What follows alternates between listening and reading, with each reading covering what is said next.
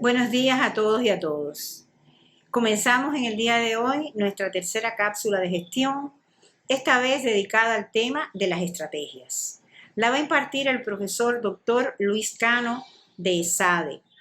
Cano participa con nosotros hace mucho tiempo en las distintas ediciones de los proyectos que hemos desarrollado con la Unión Europea.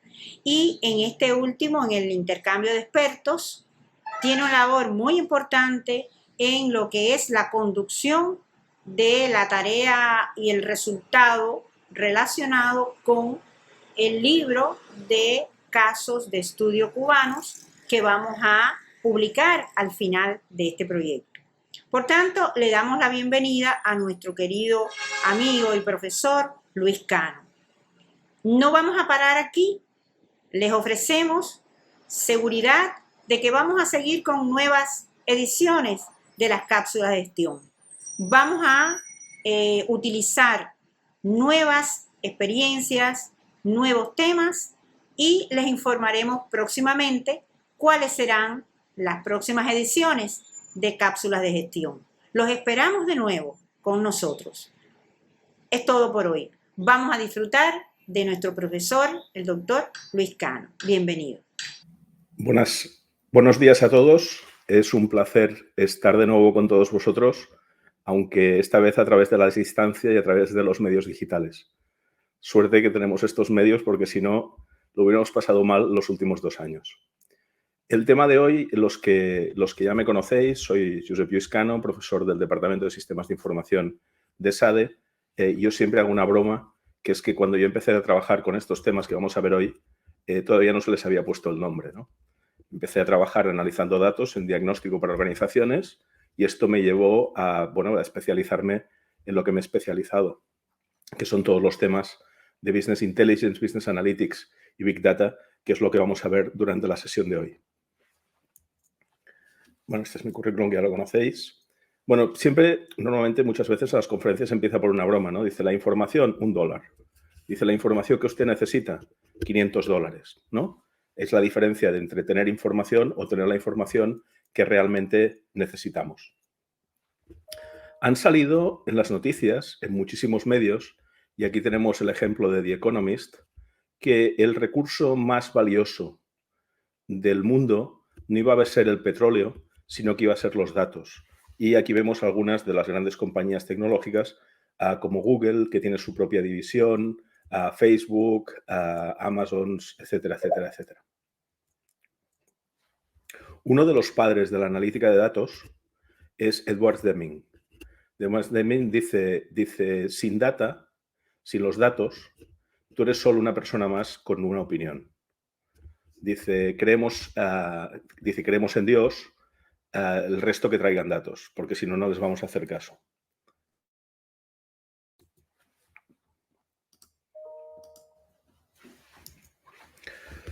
¿Qué está pasando en las organizaciones y qué ha pasado en las organizaciones? Pues lo que ha pasado en las organizaciones es que desde una actividad centralizada vinieron los de estrategia y dijeron nos tenemos que enfocar por unidades de negocio y empezamos a crear unidades de negocio y luego algunos empezaron a decir, hombre, pero hay partes de tu cadena de valor que la deberías externalizar, la deberían hacer terceras partes, ¿no? Y solo dedícate tú a lo que realmente es tu core de negocio, es tu centro o tu razón de ser. Y esto lo hemos ido complicando un poquito todavía más. Entonces, este nivel de complejidad que tienen algunas organizaciones nos obliga a tener sistemas de información que nos ayuden a comprender qué está sucediendo, qué pasa en nuestras organizaciones. Y ha sido una necesidad debido al incremento de la complejidad que tienen todas nuestras organizaciones.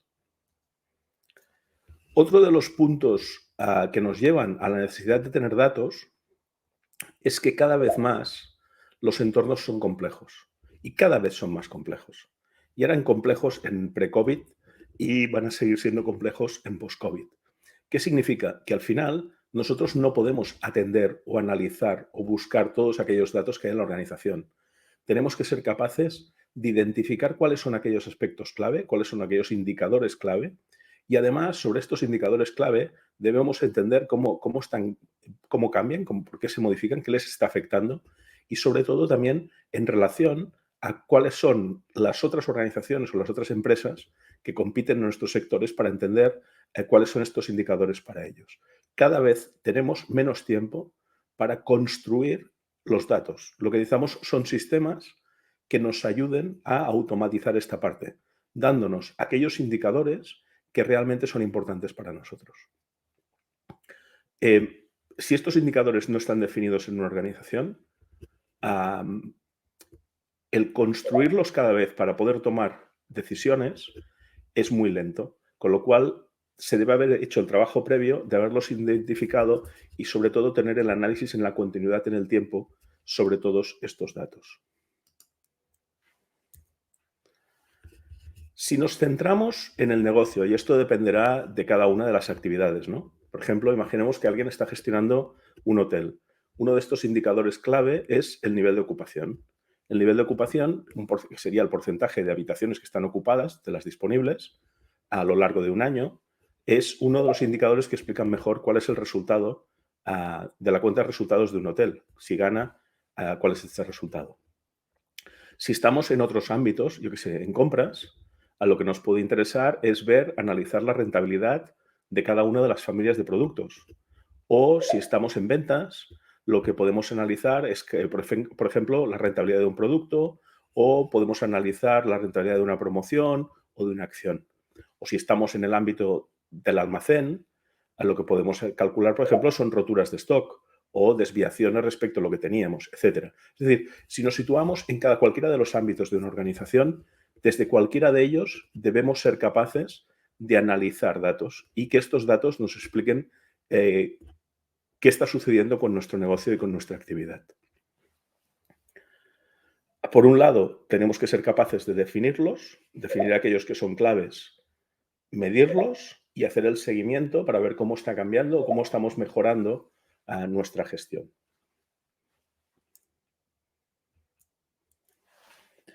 Se nos está juntando esta primera parte. He intentado compartir con todos vosotros un poco el porqué de la necesidad de tener esos datos para tomar decisiones, independientemente del área en la que estamos y entendiendo que cada vez más las organizaciones son más complejas.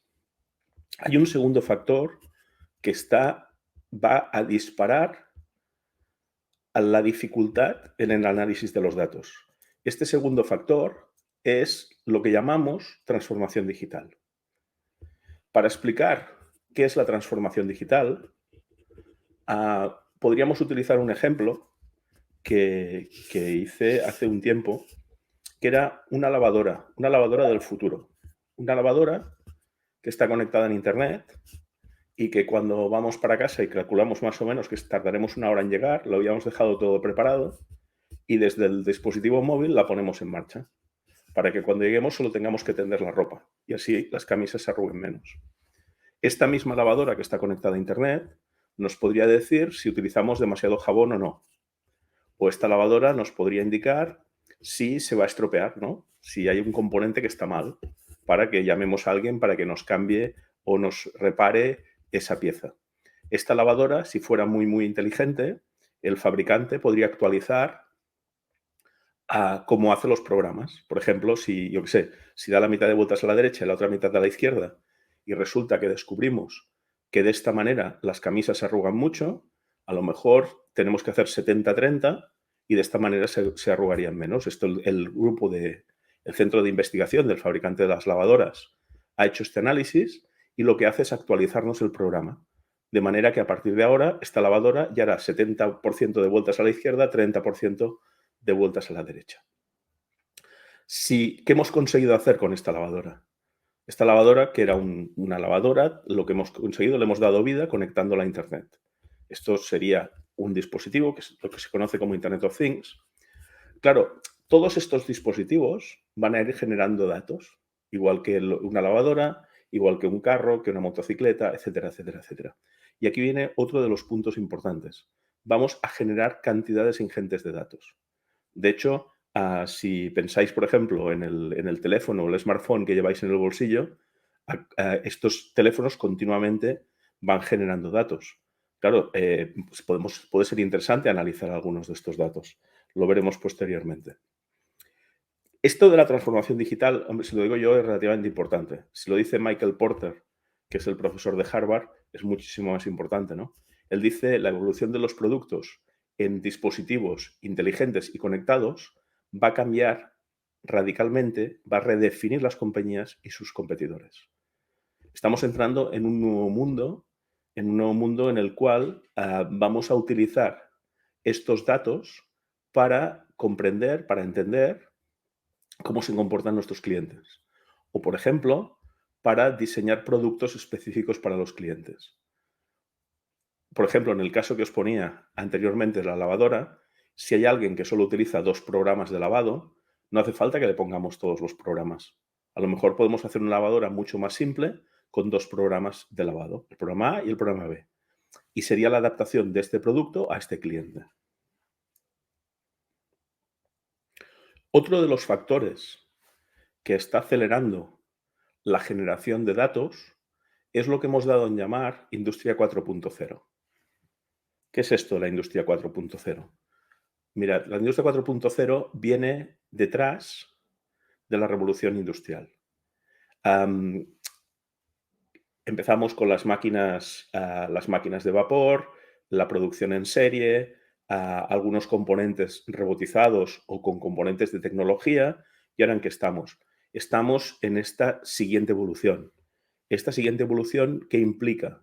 Esta siguiente evolución lo que implica es, por un lado, que tenemos los productos, la información sobre los productos, sobre los procesos, sobre las personas y sobre la propia infraestructura de producción. Cada uno de estos componentes va a generar datos y vamos a ir generando datos y datos y más datos.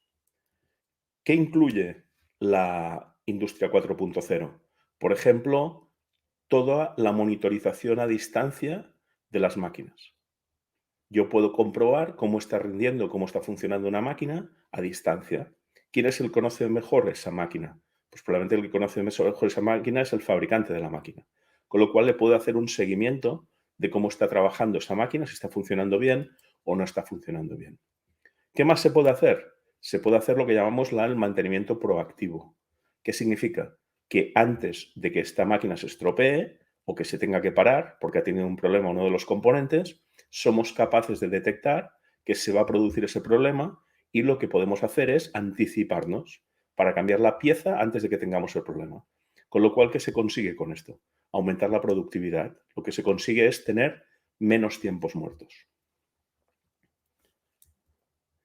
El reto que tenemos es datos, datos, datos, datos, datos y datos. Si por un lado las organizaciones son más complejas, necesitamos más datos. Por otro lado, entramos con todos los temas de transformación digital y se generan muchos datos. Además, con los temas de Industria 4.0 vamos a generar más datos. Esto que a veces cuando explicamos cosas puede parecer que es ciencia ficción. Lo que voy a hacer ahora es voy a dar entrada a un vídeo en el cual es un vídeo que es de las noticias de la CBS americana y en el que se muestra qué va a pasar y vamos a verlo en el campo, con vacas, etcétera, etcétera, etcétera. Adelante el vídeo. Agriculture in the United States is a more than $360 billion annual business. But it's in trouble. American farmers are getting older. Their average age is just over 58, and farming in general faces a major labor shortage. Errol Barnett met with some growers to see how they are trying to find a solution with the help of technology from Silicon Valley. He's at Hard Rock Hill Orchard in Mount Airy, Maryland. Errol, good morning. Good morning. Look, we know that farming is tough work. You've got to get up before dawn, and to take care of cows like these, you have to bring them through this milking machine twice a day. Now, generally speaking, though, this is just not the type of work people want to do anymore. It is becoming more difficult to find all sorts of agricultural labor. Now, farmers I met with recently told me that the key to fix that is artificial intelligence. Look at that bad boy. Yeah, there. Try it. It should be sweet. For just about 100 years, Wow. Gary Rishnotsky's family has been running the Wish Fruit Farm business. I think my grandfather, if he was alive, would be just totally mesmerized by what the future has turned into. In order to keep his crop healthy, he needs 600 people to harvest 600 acres every 2 to 3 days. But finding that amount of labor is becoming unsustainable. We've seen a shrinking labor force and an aging labor force. We actually had fields we were abandoning early in the season, which is a really painful thing for a grower to do. In an effort to avoid losing $20,000 per acre on abandoned fields, Gary partnered with a team of engineers who are working to fully automate the process. We've separated all of the things that a picker is doing into various pieces of the robot. Paul Bissett is the chief operating officer of the company behind it all. We're collecting 50 to 100 images a plant, and all of those images are fed into our AI system in order to tell us, okay, this is a good berry, this is one we want to go after.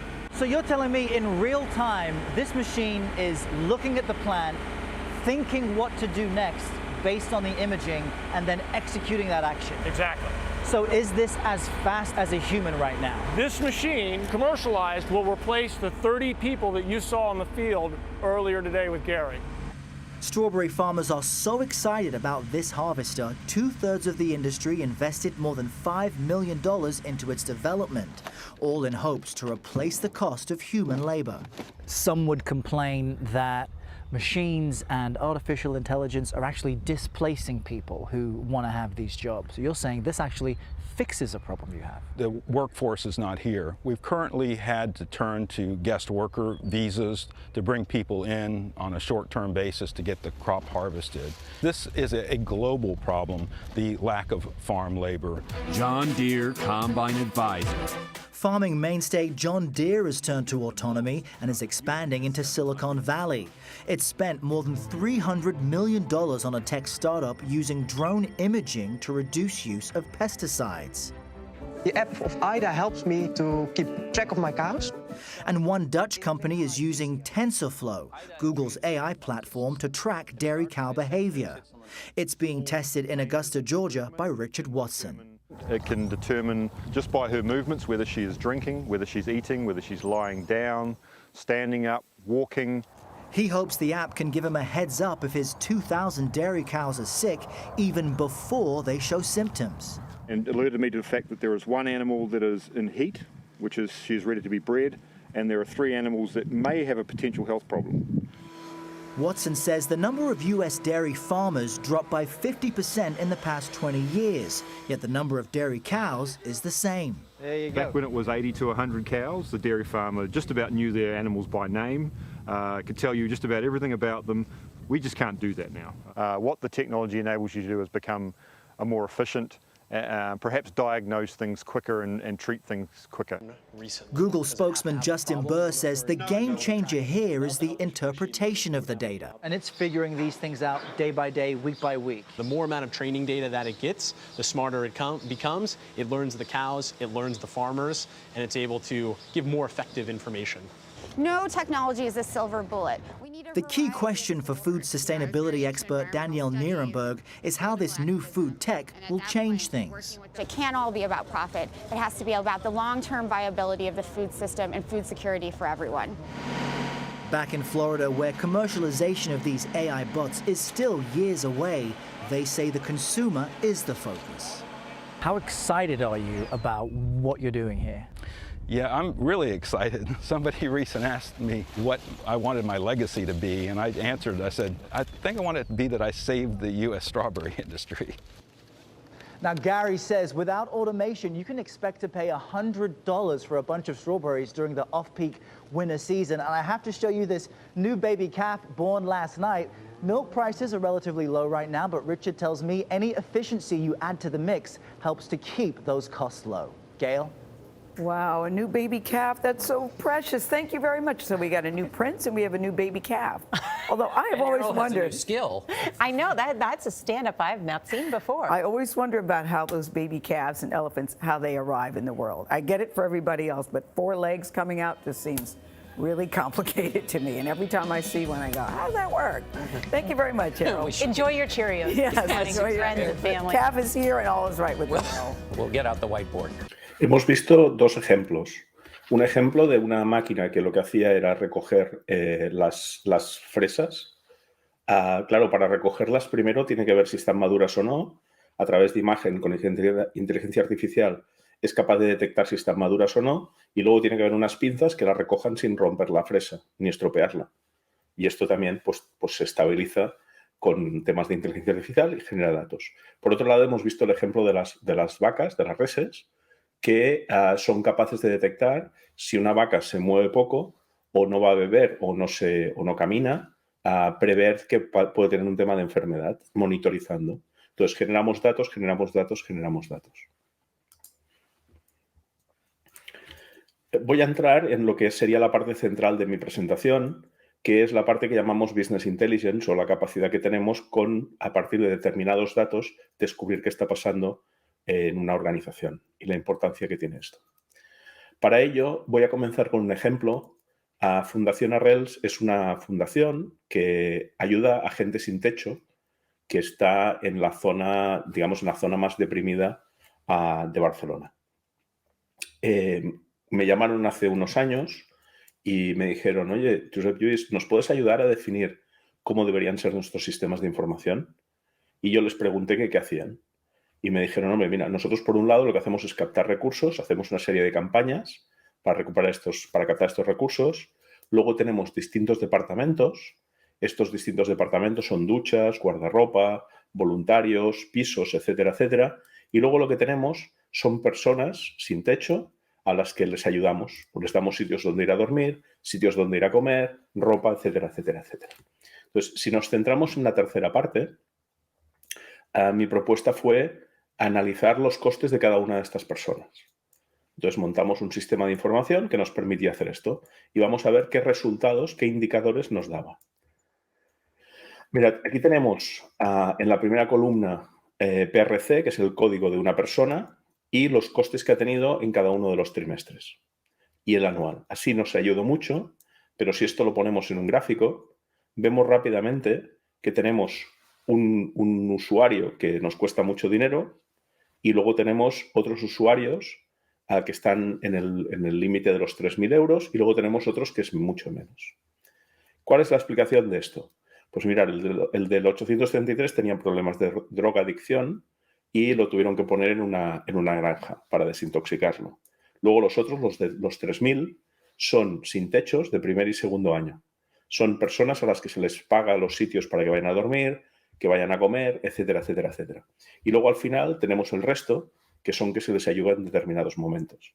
Para esta fundación, ¿por qué es muy importante saber esto? Porque sabe que para determinadas tipologías que ayuda, necesita un determinado importe. O limita el número de personas o tiene que conseguir más recursos para poder tener más personas. Lo interesante de todo esto es que ellos son capaces de analizar, por ejemplo, en función de quién gestiona, de los voluntarios que gestionan los sitios donde ir a dormir o los sitios donde ir a comer, etcétera, etcétera, cuáles son los costes. Si esto se hace de forma más eficiente, se pueden liberar recursos y atender a más personas.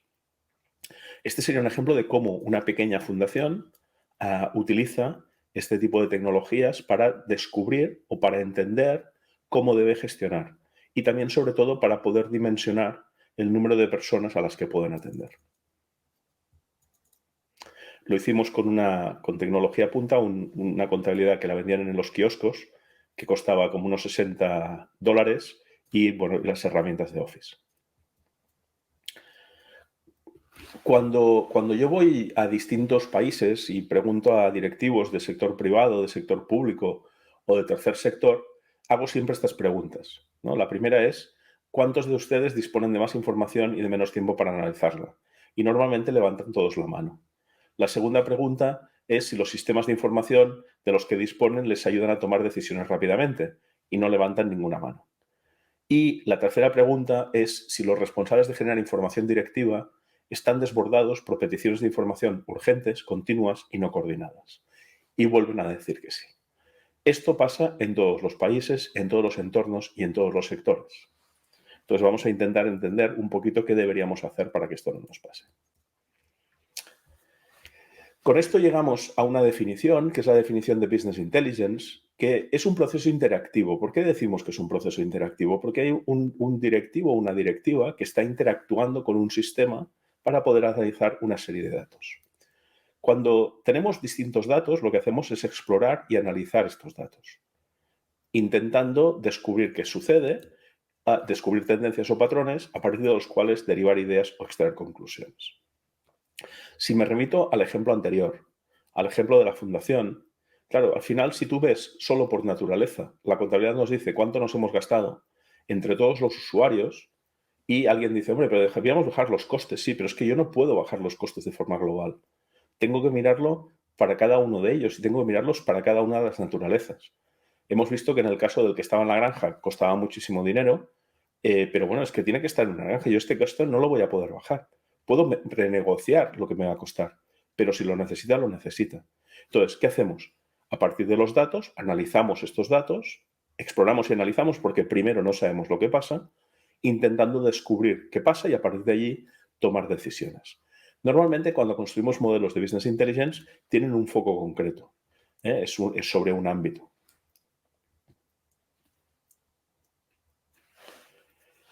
A partir de los datos, creamos información y cuando comprendemos qué pasa con esta información, es lo que llamamos conocimiento, que es lo que nos permite tomar decisiones en las organizaciones. ¿Qué ha pasado con el mundo de Business Intelligence? Mirad, lo que ha pasado es lo que les han pasado a muchísimas de estas organizaciones. Aquí tenemos desde equipos de béisbol, como Boston Red Sox o Patriots.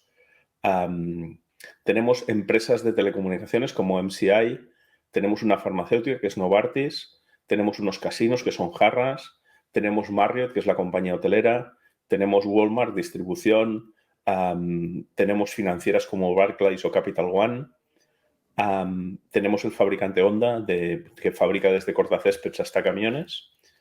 Todas estas empresas es lo que llamamos empresas que compiten utilizando analítica de datos, compiten utilizando datos. Aquí tenemos una tabla, no explicaré todos los ejemplos, os recomiendo el artículo de Thomas Davenport, de Competing on Analytics, también hay el libro para los que les interese muchísimo este tema. ¿Qué significa que compiten utilizando datos? Por ejemplo, Marriott, la cadena hotelera, hace publicidad en Internet o no de un hotel concreto dependiendo de su nivel de ocupación. Si el nivel de ocupación es muy alto, deja de hacer publicidad, con lo cual ahorra todos esos costes de publicidad. Y también, dependiendo de los niveles de ocupación, establece el precio de sus habitaciones de forma dinámica. Contra más lleno está el hotel, tiende a subir los precios. Si el hotel no está lleno, estos precios no se suben.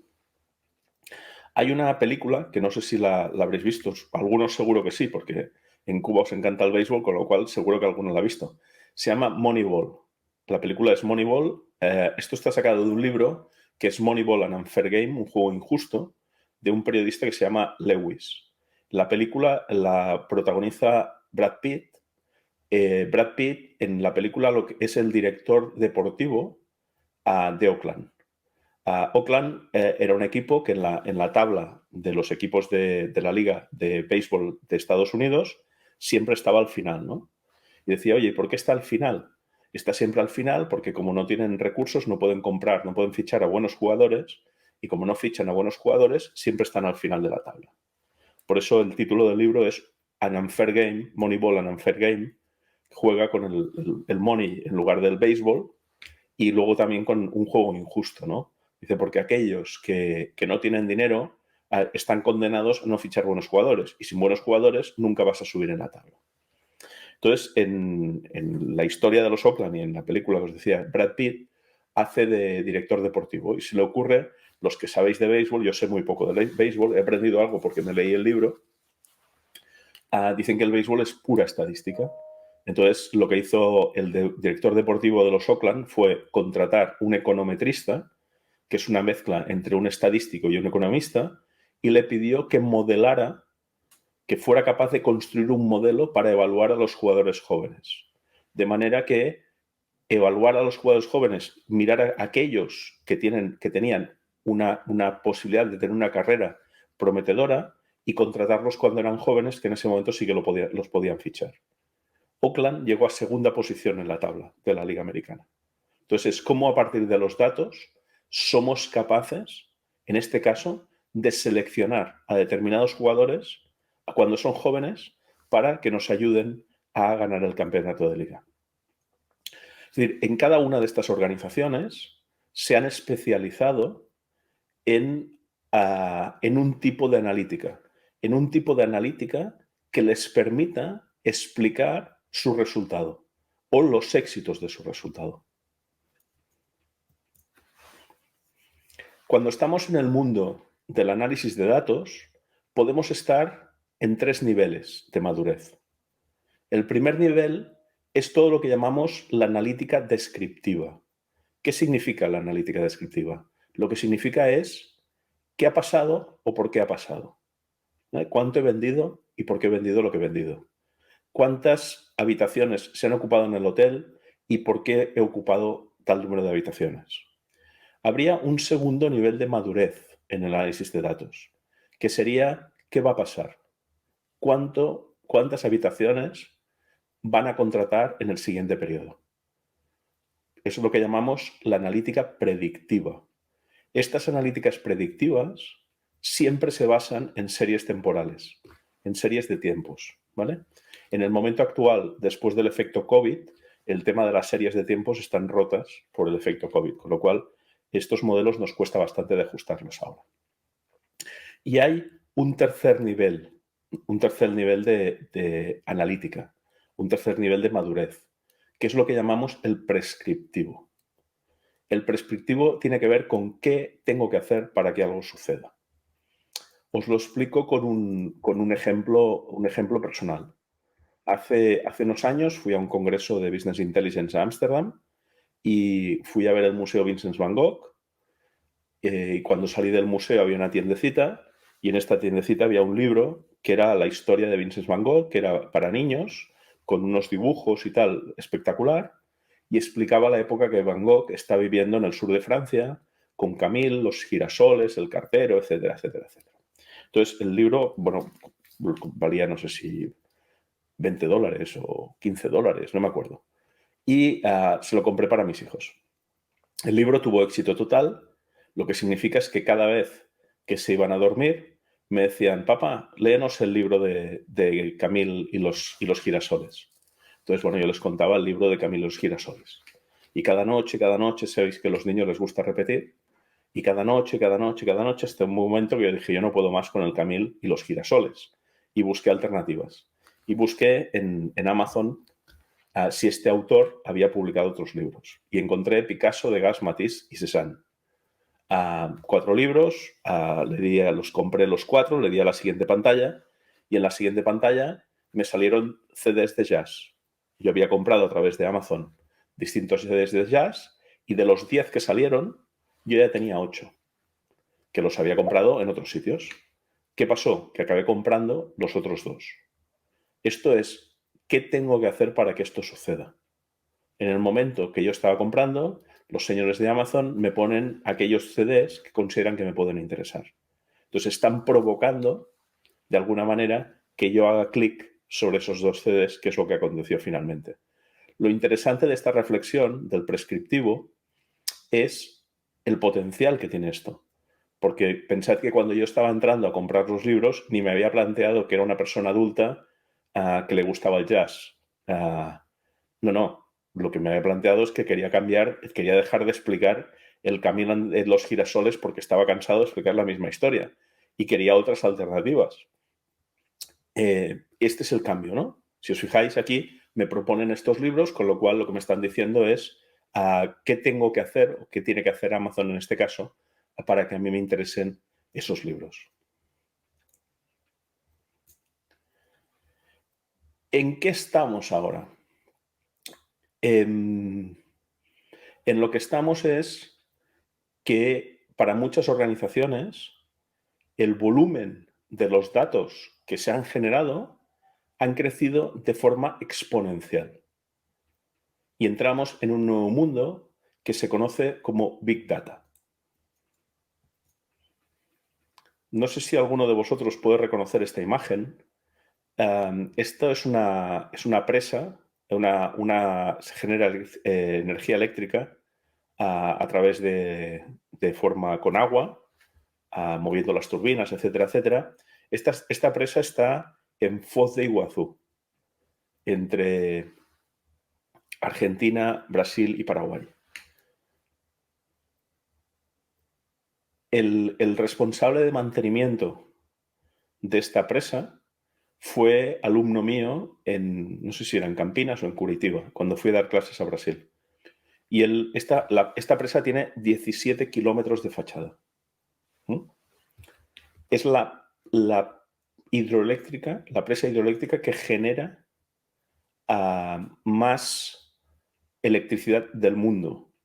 En China han hecho una que es tan grande como esta. El problema es que no tienen tanto caudal de agua, con lo cual no generan tanta energía.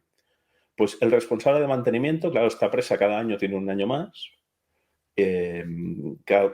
Cuando se va envejeciendo, pues tienes más problemas de mantenimiento. Y lo que hacía este responsable de mantenimiento era cada vez pedía más recursos, pedía más personas y pedía más recursos para hacer el mantenimiento.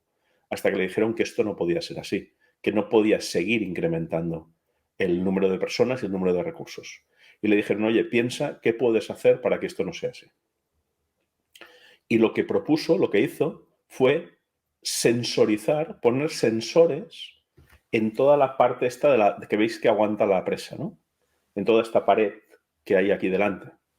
Entonces, imaginaros el número de sensores que caben en 17 kilómetros lineales por la altura que tiene una presa. Son millones de sensores. Estos millones de sensores están generando datos continuamente. Y estos datos se tienen que analizar. Cuando se producen vibraciones en una determinada zona, pues claro, tiene que ir un equipo de mantenimiento a revisar qué ha pasado en esa zona. Claro, si intentáramos procesar todos estos datos que estamos recogiendo en tiempo real con las tecnologías, digamos, del pasado, las tecnologías clásicas, no serviría de nada porque no seríamos capaces de procesarlo. Y no seríamos capaces de saber dónde está teniendo vibraciones en toda esta parte frontal de la presa. Entonces, ¿qué se necesitan? Se necesitan nuevas tecnologías para procesar todos estos datos. Estas nuevas tecnologías en tiempo real. Estas nuevas tecnologías son las que conocemos como las tecnologías del Big Data. Es decir, aquí lo que estamos haciendo es, como el volumen de datos es tan grande, yo necesito tener algún tipo de tecnología que me permita procesar estos datos en tiempo real para saber dónde tengo que actuar.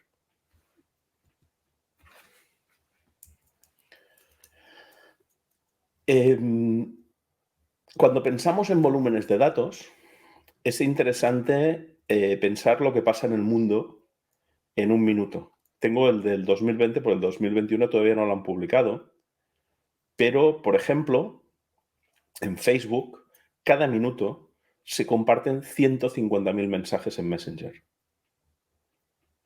O, por ejemplo, en LinkedIn hay 69.444 personas que aplican a un trabajo. O yo qué sé, en Instagram veis que hay 138.000 subidas de fotos. O en Amazon se gestionan 6.659 paquetes. O se envían en WhatsApp 41.667.667 mensajes. O en Facebook se suben 147.000 fotos, etcétera, etcétera, etcétera. Si os fijáis, estos números son extremos. ¿Qué significa que son extremos? Que si yo quiero analizar qué está pasando en alguna de estas organizaciones, utilizando las tecnologías tradicionales, no lo puedo hacer. Entonces, necesitan utilizar las tecnologías que hoy llamamos de Big Data.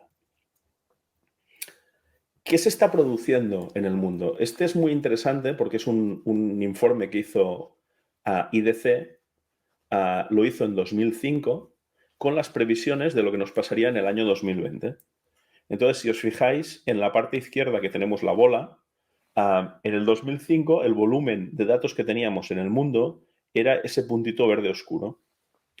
La previsión para el 2020 es la bola verde grande.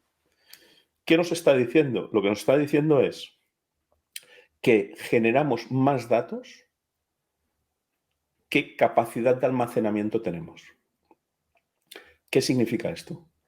Que hay datos que se tienen que analizar o se tienen que procesar y se tienen que desechar, porque no tenemos capacidad para almacenarlos todos. Cuando hablamos de Big Data, hablamos de volumen de datos, que es en lo que he insistido más hasta ahora, y de velocidad, porque yo tengo que tener la capacidad de poder analizar estos datos, algunos de ellos en tiempo real y si no, cercanos a tiempo real. Otra de las características que definen el Big Data es la variedad de datos. Nosotros podemos tener datos que salen de nuestro sistema de gestión o desde nuestro ERP, pero también podríamos tener datos que vienen de las visitas a una página web o datos sobre unas fotos que nos han enviado los clientes, etcétera, etcétera, etcétera.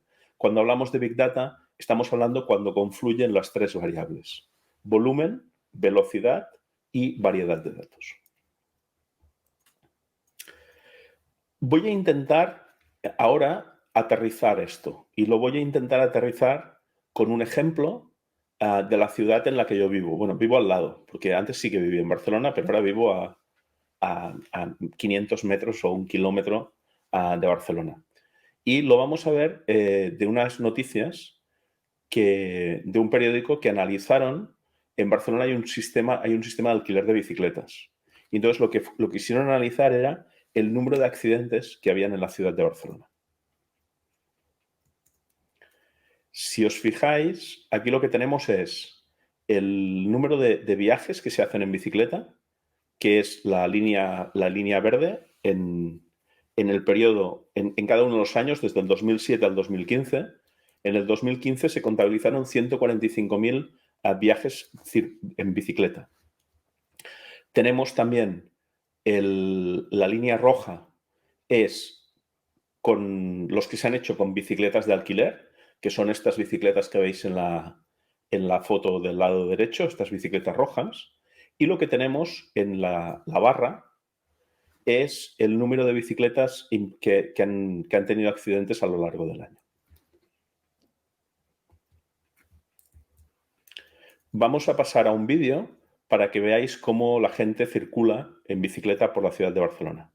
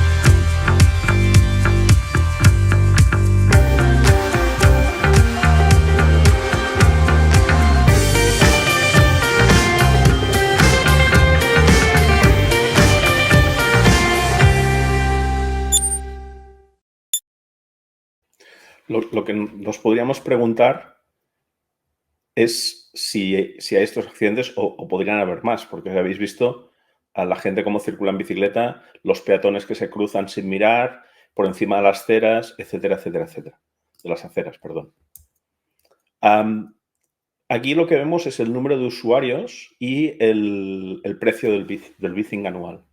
Tenemos la barra roja, es el número de usuarios de 95.000 en el año 2015 y la línea verde es el precio anual por utilizar las bicicletas. Evidentemente se ve que hay una clara sensibilidad o elasticidad respecto al precio.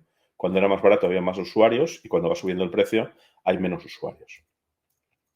Este es el primer análisis que hacen. Aquí lo que tenemos son los días de la semana a la izquierda, cada una de las filas, y tenemos las horas, desde las 0 horas de la noche, la 1, las 2, las 3, hasta las 23 horas. Y lo que tenemos es un mapa de intensidad en el cual nos muestra cuándo hay más accidentes. Si os fijáis, es a las 8 de la mañana, de los lunes, martes y miércoles, menos los jueves y algo los viernes, que es cuando vamos al trabajo. Pues normalmente nuestro horario es a las 9 de la mañana. Luego hay a la salida, cuando la gente va a comer, a la 1, a las 2 o a las 3, dependiendo del turno que tiene, y luego otra vez a las 7 de la tarde. Con lo cual ya vemos en qué franjas horarias hay más accidentes. Estas franjas horarias son las que coinciden con las que hay más tráfico en la ciudad. Luego también vemos que en el fin de semana esto cambia totalmente y el problema son los días laborables y en 3 zonas o en 3 franjas horarias. Aquí lo que se ha hecho ha sido representar todos los accidentes que han habido en estos años sobre un mapa. Esto ya se intuye, y ahora lo veremos un poquito más en detalle, que hay zonas en las que se producen más accidentes. Estos serían accidentes por distritos o por áreas, por barrios. Vemos los que han habido donde hay más. Y aquí por calles. Esta es muy interesante porque estas son las grandes calles, las grandes avenidas que cruzan la ciudad de Barcelona. En amarillo tenéis la diagonal, que va de punta desde montaña a mar. En color verde tenéis Consejo de Ciento. Yo vivía antes en Consejo de Ciento hace unos años. Y la roja, que es Gran Vía, que son 2 paralelas. Son 2 calles paralelas que tienen muchísimo tráfico. Y luego tenemos 2 más, que son Meridiano y Paralelo, que son las de color azul y la del color lila. Accidentes por franjas horarias. Las del rojo son las 8 y las 9 de la mañana, las verdes entre las 1 y las 3 del mediodía, el lila entre las 17 y las 19 y las de color más rosa son las de fin de semana al mediodía. Aquí tenemos accidentes por grado de...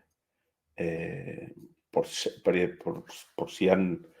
las personas que han muerto son los puntos rojos y los heridos graves son los del color digamos, como morado o lila, o no sé cómo llamarle. Accidentes por tipo, si eran peatones que iban por el carril de la bici, o si eran bicicletas que iban, o personas que han cruzado con el semáforo en rojo, o pasar fuera del paso que tenía que pasar la bicicleta, etcétera, etcétera, etcétera. Aquí tenemos los que estaban involucradas personas mayores o niños. Al final, ¿por qué es importante hacer todos estos análisis? Y estos son los que se utilizaba el servicio de alquiler de bicicletas. ¿Por qué es importante hacer estos análisis? Porque a partir de estos análisis se tienen que tomar decisiones. Las decisiones que se tomaron en Barcelona fue hacer carriles más anchos, segregar el tráfico de las bicicletas del tráfico de los carros, señalizar mejor, porque pueden haber carriles que son en doble sentido, y entonces tendemos a mirar solo a un lado, pero no miramos a los 2 lados, y señalizar con semáforos específicos para las bicicletas. Entonces, una vez se hace esto, ¿qué se debería hacer? Se debería seguir midiendo qué ha ido pasando con todos estos accidentes y si con estos cambios que se han producido se ha reducido el número de accidentes o no se ha reducido. Y a partir de allí volveríamos a analizar, volveríamos a tomar decisiones, etcétera, etcétera, etcétera. Cada vez más, y sobre todo en analítica, lo que se hace es lo que llamamos A/B testings, que es tomar decisiones distintas o alternativas en 2 zonas para medir cuál es el impacto, cómo cambia o qué forma es mejor, qué acción es mejor. ¿Vale? Entonces, en una zona se hace una toma de decisión, en otra zona se toma otra y lo que hacemos luego es comparar los resultados. Hoy se habla de Data Driven Organizations. A nosotros nos gusta más hablar de Data Decisions Organizations. Es decir, organizaciones que toman decisiones basadas en datos. ¿Qué sabemos de esto? Y aquí tenemos dos estudios que han hecho McKinsey y EY, Ernst & Young. Lo que sabemos es que aquellas organizaciones que basan sus decisiones en datos tienen resultados mejores, retienen más a sus clientes y captan más clientes. ¿Qué significa que una organización está orientada a las decisiones? Que tenéis en la izquierda de la transparencia, en vuestra izquierda, el modelo tradicional, en el cual las decisiones se toman en cada una de las áreas funcionales. Una decisión óptima en un área funcional no tiene por qué ser una decisión óptima en la organización. Cuando yo empecé a trabajar de becario, trabajé en una empresa que fabricaba bollería congelada, croissants y pastas y todas estas cosas, ¿no? Y hubo un director de operaciones que decidió cambiar el tamaño de las cajas. El problema con estas cajas era que no cabían en los arcones frigoríficos. Él optimizó el coste de las cajas, pero disparó los costes en distribución. Tomar una decisión en un área funcional no significa que sea óptima para la organización. ¿Qué tipo de organizaciones queremos hoy? ¿O hacia qué tipo de organizaciones vamos? A lo que llamamos estas organizaciones que cuando se toman estas decisiones no se hace en forma o en el área funcional, sino que se piensa en la totalidad de la organización. Se habla de Data Driven Organizations. Todo no puede ser bueno. Todo no puede ser bueno. Hasta ahora os he estado explicando las bondades que tiene la analítica de datos y el peso que puede llegar a tener, pero es un momento también para hacer una reflexión. En la parte izquierda tenéis una imagen que es una imagen de mi celular, este no, el anterior o el anterior, de no sé cuántos he tenido. Un día estaba en el restaurante de SADE comiendo con la directora general de SADE, nuestra antigua directora general, y me dice, oye, nos tenemos que ver y tal, mira la agenda, qué día puedes, a ver si coincidimos y tenemos que hablar de este tema, ¿no? Y yo cojo el celular, le doy sin querer a la pantalla y me dice, aparte de decirme el tiempo que estaba en Barcelona, dice, en las circunstancias actuales tardaría alrededor de 14 minutos en llegar a casa. Yo a mi celular jamás le había dicho dónde vivía. Pero en función de todos estos datos que se generan, como es donde estás normalmente por la noche, todos los días o la mayoría de los días y está en una ubicación geográfica, sabe que es donde vives. ¿Y cómo se infiere esto? Pues a partir de los datos que tiene. Entonces, a la derecha os he puesto lo del Big Brother is watching at you, ¿no? La famosa película de Orson Welles, en la cual nos están observando. Pues vamos a este mundo que nos pueden observar y esto tiene que tener límites. Y esto se tiene que regular, etcétera, etcétera. Porque si no, la verdad es que vamos, lo pueden llegar a saber casi todo de nosotros. Hasta aquí es lo que quería compartir con todos vosotros. Sobre todo, me gustaría que os quedarais con la idea de que los datos, cada vez tenemos más datos y que analizar estos datos es muy importante para todas las organizaciones, porque el análisis de estos datos nos debe ayudar a la toma de decisiones.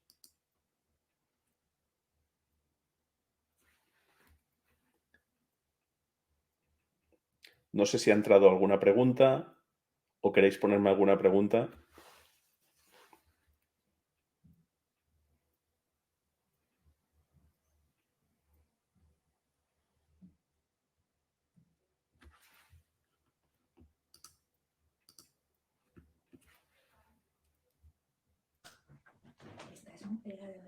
Sí, buenas tardes a todas y a todos. Como parece que no haya preguntas, lo que me gustaría hacer es, me gustaría dar las gracias al profesor Luis Cano por su sesión.